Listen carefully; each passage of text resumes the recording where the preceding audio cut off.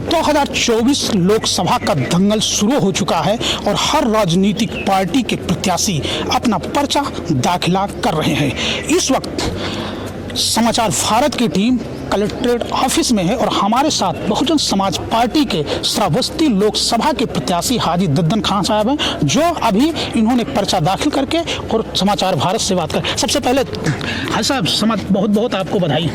आपके चैनल को बहुत बहुत धन्यवाद। पर्चा दाखिला कर चुके हैं, श्रावस्ती लोकसभा की जनता को क्या कहेंगे? हम 58 लोकसभा श्रावस्ती जनता से अपील करते हैं कि बाहरी प्रत्याशी को हटा करके क्षेत्रीय प्रत्याशी को आप अपना सांसद बनाएं। अच्छा, बहुजन समाज पार्टी की शीर्ष नेतृत्व ने आप पे दांव लगाया है, आपको प्रत्याशी बनाया है। 2024 लोकसभा का चुनाव जो है, एक तरफ संविधान बचाने को लेकर के चुनाव है, दूसरी तरफ आपके कंधे पे जिम्मेदारी भी है संविधान बचाने को लेकर।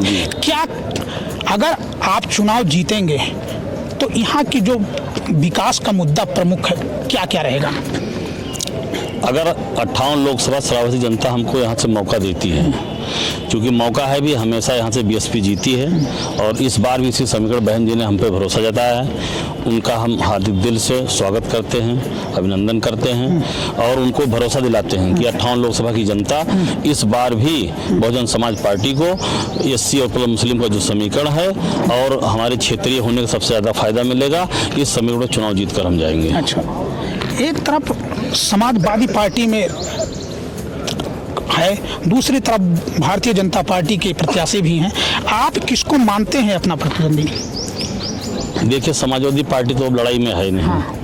हमारे नामांकन होने के बाद जिस तरीके से बहन जी ने मुस्लिम प्रत्याशी उतारा, अगली बार जो यहाँ का गठबंधन जीता था वो मुस्लिम मत पे ही जीता था और इस बार मुस्लिम मतदाता हमारे साथ हैं और यहाँ का जो प्रमुख हमारा मुद्दा किसानों का होगा।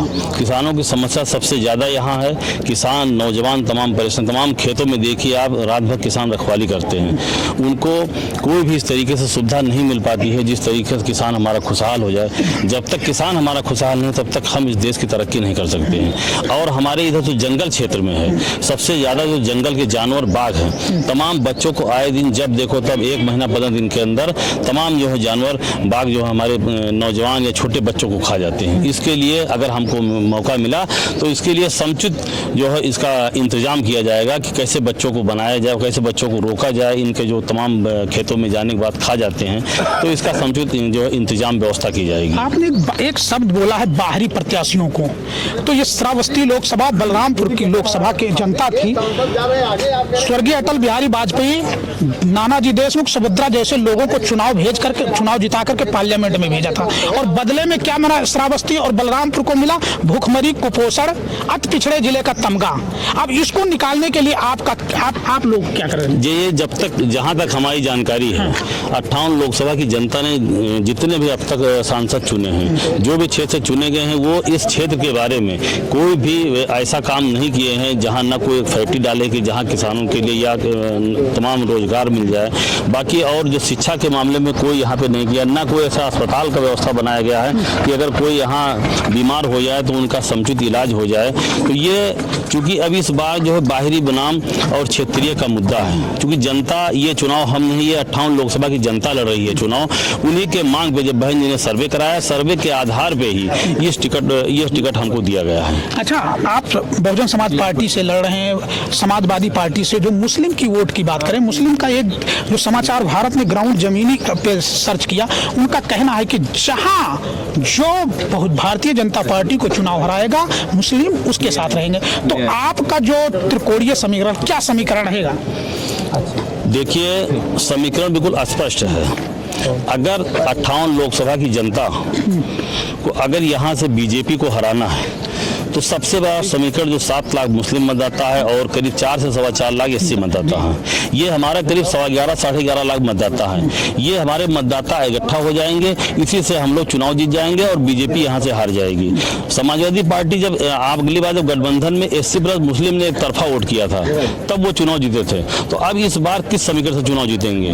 तो आप जनता से और 58 लोकसभा के तमाम अपने मुस्लिम भाइयों से खास कर हम अपील करते हैं कि आप लोग किसी के बहकावे में ना करके क्षेत्रीय प्रत्याशी को देख करके आप लोग एक तरफा अपने जो मुसलमान भाई हमारे हैं एक तरफा मत दे करके भारी मतों से हमको यहाँ से जिताइए। और आपसे हम वादा करते हैं कि हर मसले पे आपको हम खड़ा मिलेंगे। जैसे पिछले सांसद थे, आप जितना चाहे जहाँ देख लीजिए, किसी के मसले पे चाहे वो मुस्लिम रहा हो या हिंदू रहा हो, हर जात हर वर्ग के वोटों ने समर्थन किया था, लेकिन किसी के मसले पे वो खड़ा नहीं। चाहे अगर किसी के साथ थाने में अन्याय हुआ है, अस्पताल में अन्याय हुआ है या तहसील में अन्याय हुआ, लेकिन किसी भी एक भी मसले में खड़े नहीं हुए। यहाँ तक कि जब बाढ़ आ गया, बाढ़ में तमाम लोगों ने इनको सूचना दी, लेकिन बाढ़ के मसले भी नहीं खड़ा हुए। उसके बाद यहाँ जब कोरोना काल आया, उसमें भी ये हमारे जो सांसद थे ये नहीं खड़े हुए। इसलिए हम आप लोगों से अपील करते हैं, अपने मुसलमान भाइयों से अपील करते हैं कि एक तरफा मत दे करके हमको सांसद बनाइए। अभी 2022 में जो चुनाव हुआ था, हमारे जो उत्तर प्रदेश के मुसलमान भाई थे, एक तरफा मुस्लिम मत इन्होंने समाजवादी पार्टी को दिया। इसके बावजूद भी सरकार नहीं बनी। सरकार जब बनेगी, बीजेपी जब यहाँ से हटेगी, जब एक तरफा मुस्लिम भाई बहुजन समाज पार्टी के साथ आएंगे, जब उस वोट प्रतिशत में जब हम 40% से ऊपर जाएंगे, तब उसके बाद ये सरकार बदलेगी। अगर भाजपा को हटाना है तो आप लोगों को बहुजन समाज पार्टी के साथ आना पड़ेगा। अगर आपको भाजपा को नहीं हटाना है तो आप समाजवादी पार्टी से जाएंगे। तो देख सकते हैं ये श्रावस्ती लोकसभा के बहुजन समाज पार्टी के प्रत्याशी हाजी दद्दन खान, जिनका साफ कहना है कि 2024 लोकसभा में दलित और मुस्लिम समीकरण की वजह से भारतीय जनता पार्टी का श्रावस्ती लोकसभा से सफाया होगा। लेकिन 2024 लोकसभा के चुनाव के साथ साथ गैसड़ी विधानसभा का भी चुनाव होना है और हमारे साथ गैसड़ी विधानसभा के बहुजन समाज पार्टी के प्रत्याशी हारिस भाई, आज पर्चा दाखिला आपने किया है, क्या कहेंगे? पहले तो सभी लोगों को जय भीम, नमो बुद्धाय। आज पर्चा दाखिला हम लोगों ने साथ में किया सांसद जी के साथ।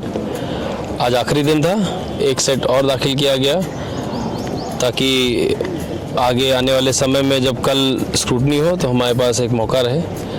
जो जैसे कि देखा गया सूरत में जो भारतीय जनता पार्टी ने करा, लोगों को दबाव बना करके, धमका के, डरा करके, पर्चा उठवा करके, और उसको वहाँ पे नोटा का ऑप्शन ही ख़त्म कर दिया उन्होंने अपने मन से। तो अब ये इलेक्शन कमीशन क्या है, सो रहा है, जाग रहा है, ये तो वही बता सकते हैं, या सुप्रीम कोर्ट पूछे। भाई हमारे पूछने से तो कोई सुनने वाला है नहीं। जनता तो बहुत सवाल पूछती है, कोई नहीं सुन रहा है। इसी को लेकर के जब बसपा की सरकार थी, बहन जी की सरकार थी, तो जो प्रशासन था, जितना अच्छा प्रशासन देखा गया है 2007 से 12 में, वो अगर दोबारा लोगों को देखना है तो बसपा के साथ जुड़ना पड़ेगा। और जो हमारी लड़ाई है वो सीधी लड़ाई है भाजपा से। हम लोग जीत के आएंगे। बहुत आक्रोश है लोगों में, लोगों को इतना डरा रखा है, इतना पूरे हर समाज के लोगों को डरा के रखा हुआ है। कोई खुश नहीं है, बस कोई बोल नहीं रहा है, लोग डरे हुए हैं। तो इसका जवाब बहुत जल्द जनता देगी। वो जवाब बंद कमरे में जवाब बिना बोले अपने मत से देगी। गैसड़ी विधानसभा के आदरणीय सुप्रीमो, आप पे भरोसा जताया है, आप क्षेत्र में चल रहे हैं, किस तरीके से जन समर्थन मिल रहा है? बहुत अच्छा जन समर्थन मिल रहा है।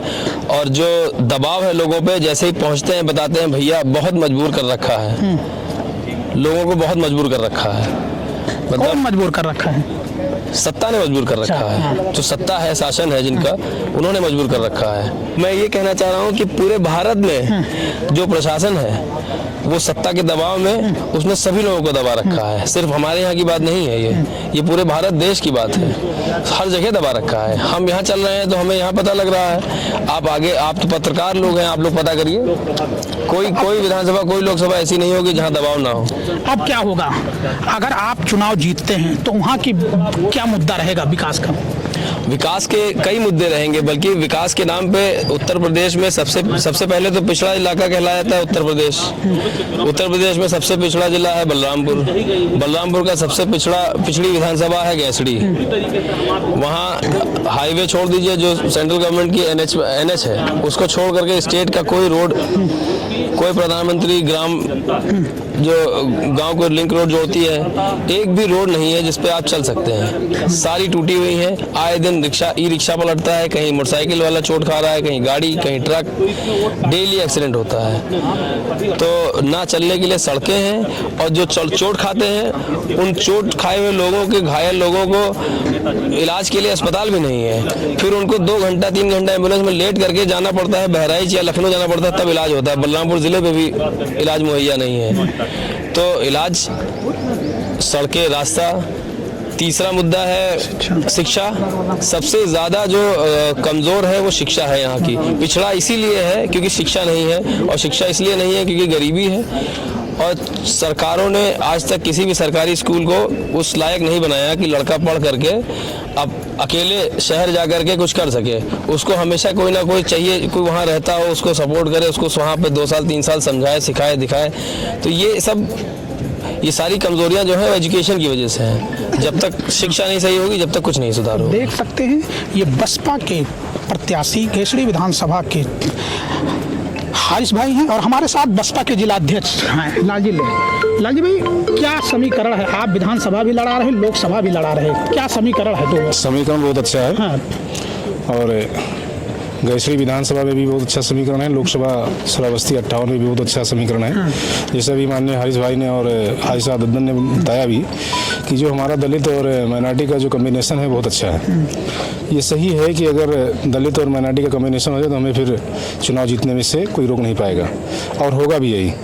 हम लोग, हमारे जो पार्टी के कार्यकर्ता हैं और समर्थकगण हैं, सब लोग मिल करके हम जो है अच्छी चुनाव को अच्छा से लड़ा जाएगा, और हाजी दद्दन खान जी को लोकसभा श्रावस्ती से सांसद बनाया जाएगा, और गैसरी विधानसभा उपचुनाव से भाई हारिस को विधानसभा विधायक बनाया जाएगा। तो देख सकते हैं ये जिला अध्यक्ष लालजी भाई थे, और श्रावस्ती लोकसभा के बहुजन समाज पार्टी के प्रत्याशी हाजी दद्दन खान थे, गैसड़ी विधानसभा के बहुजन समाज पार्टी के प्रत्याशी हारिस भाई थे, जिनका साफ कहना है कि सबसे पहले हमारी प्राथमिकता विकास और डेवलपमेंट होगा, और दलित और मुस्लिम का जो समीकरण है एक होकर के, और 2024 का लोकसभा और गैसड़ी विधानसभा चुनाव जीतेंगे, और जीतने के बाद जो अति पिछड़ा जिला है कहीं ना कहीं इसको हम उठाने की कोशिश करेंगे। तो अब देखना है 4 जून को जब ईवीएम खुलेगा तो इन दोनों के किस्मत का फैसला खुलेगा। मिथिलेश कुमार, समाचार भारत, बलरामपुर।